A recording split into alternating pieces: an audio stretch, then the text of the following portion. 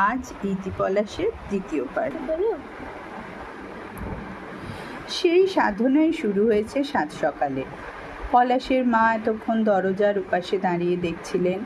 ছেলের কষ্ট আর সহ্য করতে পারলেন না, ছুটে এলেন। আজ এই পর্যন্তই থাক, দেখছো না সারা শরীর কাঁপছে, চোখ মুখ লাল হয়ে উঠেছে, দরদর করে ঘামছে। আজ ছেড়ে দাও, ঘামুক, ঘামলে কিছু হয় না, ঘামই জীবন। জোর করে না হাঁটলে পা দুটো চিরকালের মতো অকেজো হয়ে যাবে। কি আর করা যাবে, ধরে নাও ভাগ্য। ভাগ্য টাগ্য আমি মানি না, আমি মানি কর্মফল। তোমার কষ্ট হলে চোখের সামনে থেকে সরে যাও, আমাকে দুর্বল করে দিও না। ডাক্তার আমাকে বলেছেন জোর করে রোজ এক পা দুপা করে হাঁটাতে। আমি তো হাঁটাতে বারণ করছি না, আমি বলছি এখন থাক, আবার পরে হবে। শাড়ির আঁচল দিয়ে ছেলের কপালের, মুখের, ঘাড়ের ঘাম মুছিয়ে দিলেন। পলাশ দুহাতে মাকে জড়িয়ে ধরল। সে কেঁদে ফেলেছে। যন্ত্রণা তো আছে, সেই সঙ্গে দুঃখ। বাবা কেন বুঝছেন না তার কি ভীষণ কষ্ট হচ্ছে? তার বাবা কি এতই নিষ্ঠুর? শম্ভুনাথ লক্ষ্য করলেন পলাশের দুগাল বেয়ে জল নামছে। ধীরে ধীরে বেরিয়ে গেলেন ঘর ছেড়ে।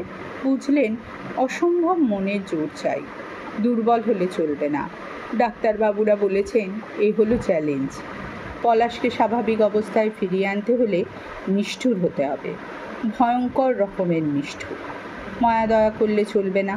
পলাশের পাটা এমনিই শুরু হয়ে গেছে, তেমন রক্ত চলাচল হচ্ছে না। ফেলে রাখলে আরও শুকিয়ে যাবে, তখন আর কোনো উপায় থাকবে না। রাজ বগলে হাঁটতে হবে। সহজে হাল ছাড়ার পাত্র নন শম্ভুনাথ, অনেক লড়াই করেছেন জীবনে, বাকি আরও আছে। ভয় পান না তিনি, হারার আগেই হার স্বীকার করেন না।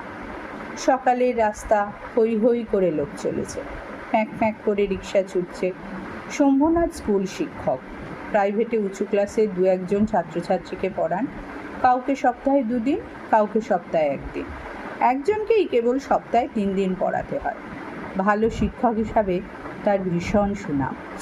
অনেক ধরাধরি করলে তবেই পড়াতে রাজি হন।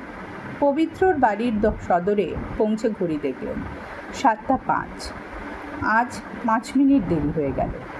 এমন কখনো হয় না, যেখানে যাকে যা সময় দেয়া থাকে কাঁটায় কাঁটায় ঠিক সেই সময় সেখানে উপস্থিত হয়ে যান। তার বাবার কাছ থেকে আরও অনেক শিক্ষার সঙ্গে এই শিক্ষাটি তিনি পেয়েছেন। তার বাবা বলতেন বিচার করে সব কাজ করবে, কাউকে নয়, নিজেকেই নিজে জিজ্ঞাসা করবে এ কাজ কি আমার করা উচিত। দেখবে প্রশ্ন করলেই উত্তর পেয়ে যাবে।